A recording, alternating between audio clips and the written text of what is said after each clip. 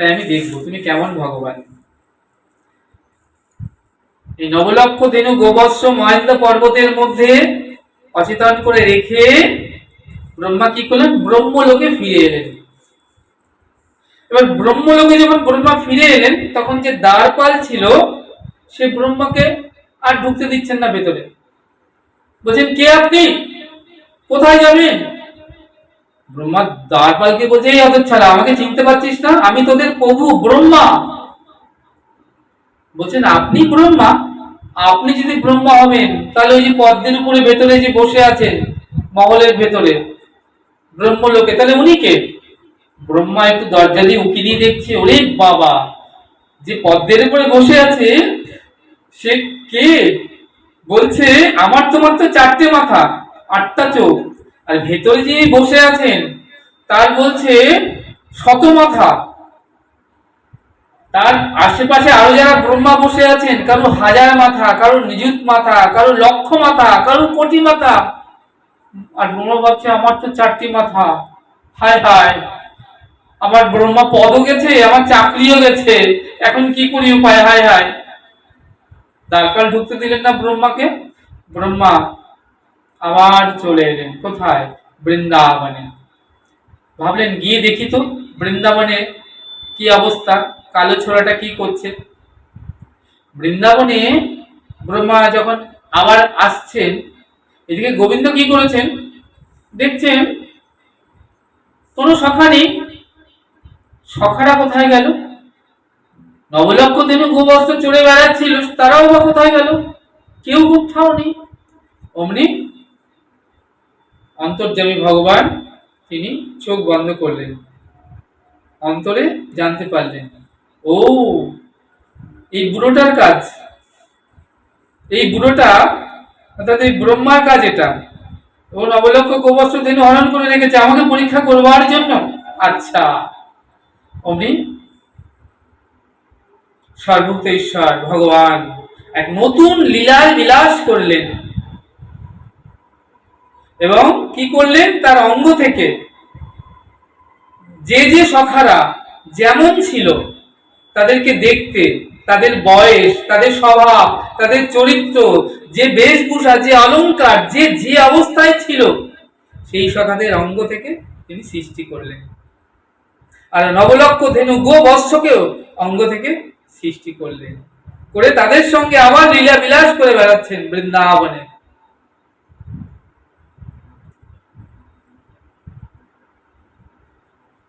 এবার প্রজাপতি ব্রহ্মা এসছে আকাশ মার্গে দেখতে, দেখে আসি তো বৃন্দাবনের কি অবস্থা এখন। দেখতে এসে দেখছে কি আশ্চর্য ব্যাপার, এখানে তো দেখছি যেমন ছিল সখারা নবলক্ষ গোবস্ত্র ধেনু ওই কালো ছেলেটার সঙ্গে চলে বেড়াচ্ছে, সবাই খেলে বেড়াচ্ছে। তাহলে আবার ছুটে গেলেন মহেন্দ্র পর্বতে, দ্বার উন্মোচন করে দেখলেন সেখানেও নবলক্ষ ধেনু গোবস্ত্র সখারা রয়েছে। আবার ছুটে এলেন বৃন্দাবনে। এবার উপর থেকে আস্তে আস্তে নিচে নামছেন, দেখছি কালো ছেলেটা সঙ্গে খেলছে সখারা। নিচে যে আরেকটু নেমেছেন, দেখছেন মাথায় মোহন চূড়া, হাতে বংশী, পীতাম্বর বস্ত্র, কি অপরূপ সৌন্দর্য। আর ওই সখাদের সঙ্গে, তার সঙ্গে যারা খেলে বেড়াচ্ছে সখারা, তারা সব শঙ্খ চক্র গদা পদ্মধারী বিষ্ণু মূর্তি ধারণ করে তাদের সঙ্গে খেলছে। ওই কালো ছোড়াটার সঙ্গে খেলছে, সখারা সব নারায়ণ হয়ে গিয়েছে, নারায়ণ মূর্তি ধারণ করেছেন। ব্রহ্মা এই দেখে মাথা ঘুরছে তার, কারণ এক বিষ্ণু নারায়ণের সঙ্গে তার পরিচয় আছে, যার নাভি পদ্ম থেকে তিনি সৃষ্টি হয়েছেন। আর বৃন্দাবন এসে দেখছেন এত নারায়ণ, এত বিষ্ণু, ওই কালো ছোড়াটা সঙ্গে তারা খেলে বেড়াচ্ছে। যখন আরেকটু নিচে নামলেন, ওই বিষ্ণু মূর্তিকাল যেন ব্রহ্মাকে বলছেন যে তুমি ওই কালো ছোড়াটাকে জানবার চেষ্টা করো না, আগে আমাদেরকে জানো। ওই কালো ছোড়াটা আমাদেরকে চড়ায়, আমরা তার আদেশে চড়ে বেড়াই। ওই দেখে আর ওই শুনে ব্রহ্মা হংস রথ থেকে মূর্ছিত হয়ে বৃন্দাবনের ধুলিতে পড়ে গেছে।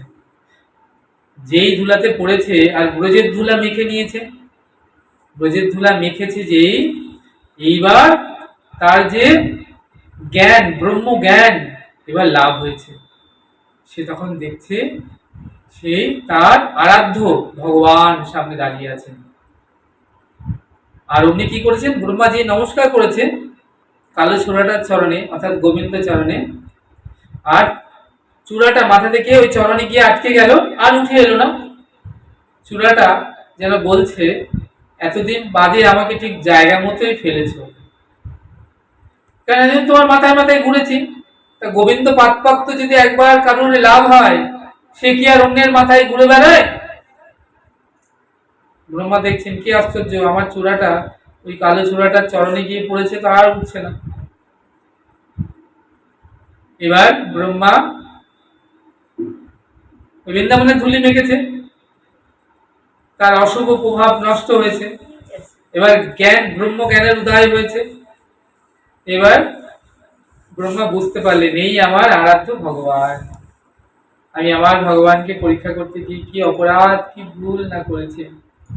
অমনি ব্রহ্মা কেঁদে কেঁদে, সে কি চোখের জলে হাউ হাউ করে কাঁদছেন, বলছেন ফিরিয়ে নাও তোমার ব্রহ্মপদ। বলছেন হে গোবিন্দ, আমি তোমাকে আর চোখেও চিনতে পারলাম না, আমি সাক্ষাৎ বেদবক্তা হয়েও তোমায় জানতে পারলাম না। সেই জ্ঞানের কিবা প্রয়োজন যে জ্ঞান থাকলে তোমাকে জানা যায় না, সেই নয়নের কিবা প্রয়োজন যে নয়ন দ্বারা তোমাকে চেনা যায় না।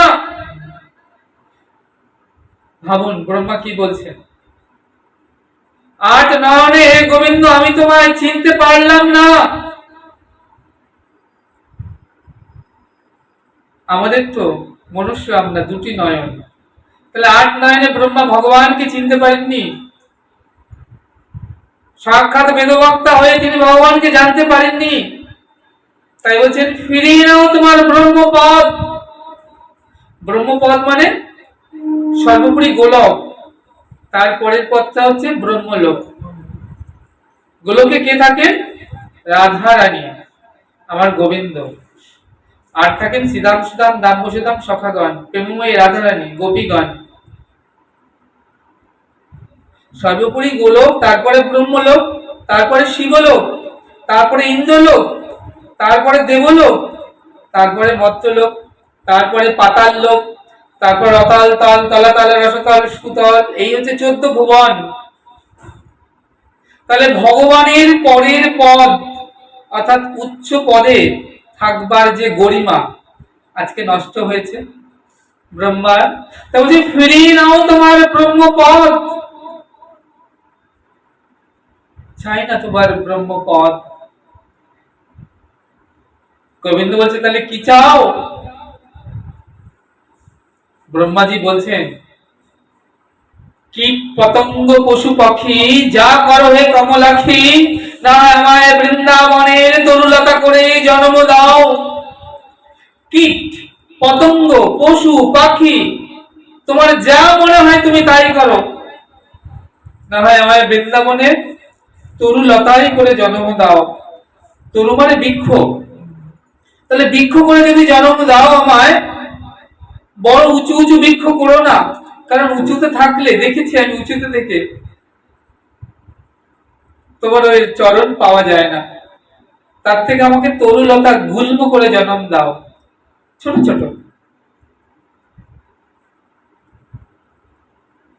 তাহলে তরুলতা গুল্ম হলে কি হবে না, বৃন্দাবনের ব্রজবাসীগণের চরণ ধুলি যখন বাতাসে উড়ে এসে, আমি তো লতা গুল্ম হয়ে থাকবো, আমার মাথায় এসে লাগবে, আমার ব্রহ্ম জীবন ধন্য হবে।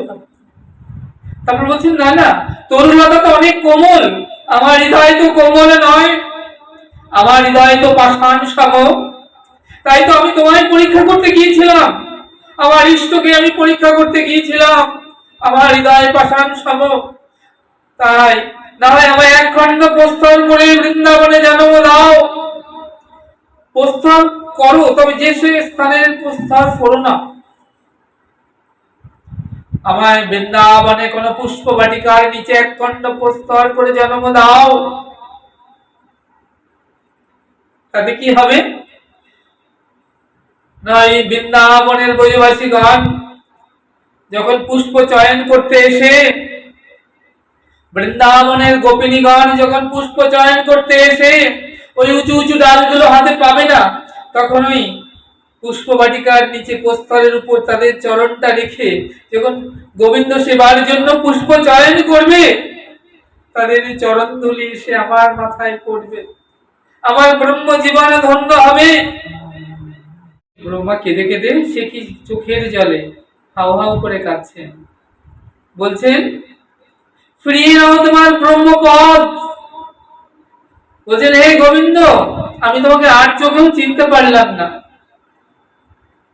আমি সাক্ষাৎ বেদবক্তা হয়েও তোমায় জানতে পারলাম না। সেই জ্ঞানের কিবা প্রয়োজন যে জ্ঞান থাকলে তোমাকে জানা যায় না, সেই নয়নের কিবা প্রয়োজন যে নয়ন দ্বারা তোমাকে চেনা যায় না। ভাবুন ব্রহ্মা কি বলছেন, আট নয়নে হে গোবিন্দ আমি তোমায় চিনতে পারলাম না।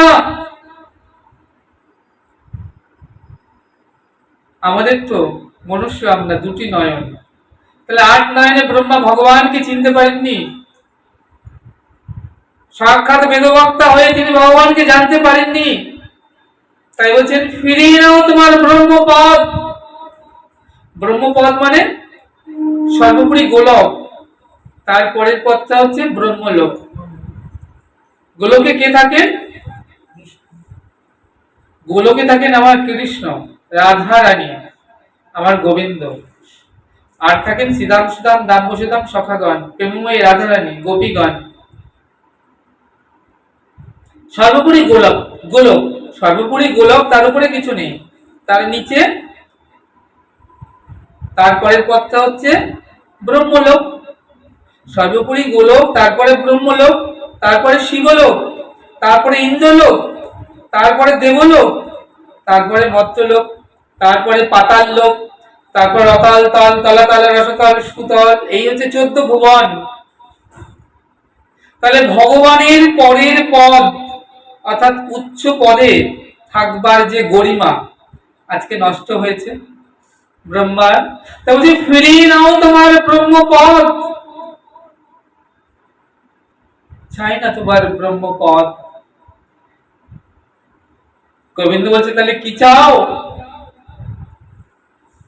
ব্রহ্মাজি বলছেন কীট পতঙ্গ পশু পাখি যা করো হে কমলাক্ষী, না আমায় বৃন্দাবনের তরুলতা করে জন্ম দাও।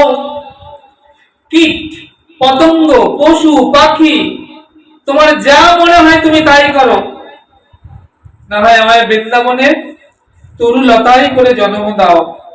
তরু মানে বৃক্ষ, তাহলে বৃক্ষ করে যদি জন্ম দাও আমায়, বড় উঁচু উঁচু বৃক্ষ করো না, কারণ উঁচুতে থাকলে দেখেছি আমি উঁচুতে থেকে তোমার ওই চরণ পাওয়া যায় না, তার থেকে আমাকে তরুলতা গুল্ম করে জন্ম দাও, ছোট ছোট। তাহলে তরুলতা গুল্ম হলে কি হবে না, বৃন্দাবনের ব্রজবাসীগণের চরণ ধুলি যখন বাতাসে উড়ে এসে, আমি তো লতা গুল্ম হয়ে থাকবো, আমার মাথায় এসে লাগবে, আমার ব্রহ্ম জীবন ধন্য হবে। তারপর বলছেন না না, তরুলতা তো অনেক কোমল, আমার হৃদয় তো কোমল নয়, আমার হৃদয় তো পাষাণ সম। তাই তো আমি তোমায় পরীক্ষা করতে গিয়েছিলাম, আমার ইষ্টকে আমি পরীক্ষা করতে গিয়েছিলাম, আমার হৃদয় পাষাণ সম। তাই না হয় আমায় এক খণ্ড প্রস্থান করে বৃন্দাবনে জন্ম দাও। প্রস্থান করো, তবে যে সে স্থানের প্রস্থান করো না, আমায় বৃন্দাবনে কোন পুষ্প বাটিকার নিচে এক খণ্ড প্রস্তর করে জন্ম দাও। তাতে কি হবে না, এই বৃন্দাবনের ব্রজবাসীগণ যখন পুষ্প চয়ন করতে এসে, বৃন্দাবনের গোপিনীগণ যখন পুষ্প চয়ন করতে এসে ওই উঁচু উঁচু ডালগুলো হাতে পাবে না, তখন ওই পুষ্প বাটিকার নিচে প্রস্তরের উপর তাদের চরণটা রেখে যখন গোবিন্দ সেবার জন্য পুষ্প চয়ন করবে, তাদের চরণ ধুলি এসে আমার মাথায় পড়বে, আমার ব্রহ্ম জীবন ধন্য হবে। দেখেছো পিতামহ ব্রহ্মা কি চাইছেন ভগবানের কাছে? আজ কেঁদে কেঁদে নয়ন জলে পিতামহ ব্রহ্মা গোবিন্দ চরণে আকুতি মিনতি করছে, হে প্রভু, আমি তোমায় চিনতে পারিনি, আমি তোমায় বুঝতে পারিনি, আমাকে মার্জনা করো, ক্ষমা করো।